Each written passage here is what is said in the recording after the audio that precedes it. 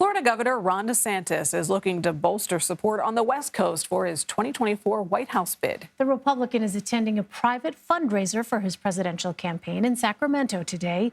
The visit marks DeSantis' first in the California capital since he and his administration confirmed Florida's involvement in the controversial transportation of several migrants to the city.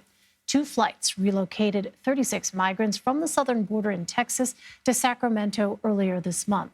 Today's trip also comes only 2 days after the Republican headlined a conservative fundraiser in the swing state of Nevada. Joining us now from Antioch, California, is CBS News reporter Musadiq Bidar. Musadiq, good to see you. How significant is it that DeSantis is appearing in Sacramento shortly after confirming Florida's involvement in the controversial migrant flights? Well, good morning. It's good to be with you. It is significant because it's Governor DeSantis' first trip to California since those migrants were bussed over to the Sacramento area. Governor DeSantis has defended that decision, even in the face of criticism from California leaders, including Governor Gavin Newsom, who went as far as saying that DeSantis kidnapped these individuals and sent them to Sacramento. DeSantis then responded by saying that Newsom needs to stop playing around and jump into this 2024 primary and challenge President Joe Biden to have these conversations on the national stage.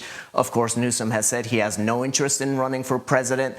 Governor DeSantis is here to fundraise in Sacramento, but in the background of all of this is the decision to bus those migrants over to Sacramento.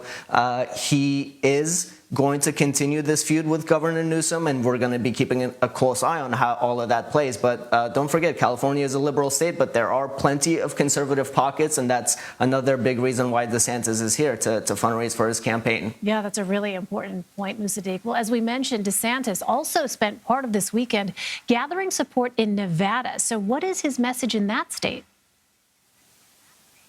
Yeah, a big part of his message in Nevada was his response to the COVID-19 pandemic in Florida. The messaging around masks, vaccine mandates, and school closures. Of course, a lot of this is not happening anymore, but all of it really impacted Nevada heavily in 2020 and 2021. The state was shut down. The Las Vegas Strip and the service industry workers were heavily impacted. And when the state opened up, they faced some of the highest gas prices, some of the highest inflation rates in the country. And DeSantis really played into that. He said Florida held the line during COVID, and a lot of that messaging is working well with voters that we speak with in Nevada. They tell us that they want to see Governor DeSantis do to the country what he has done in Florida. Take a look at what one voter told us on Saturday in Gardnerville.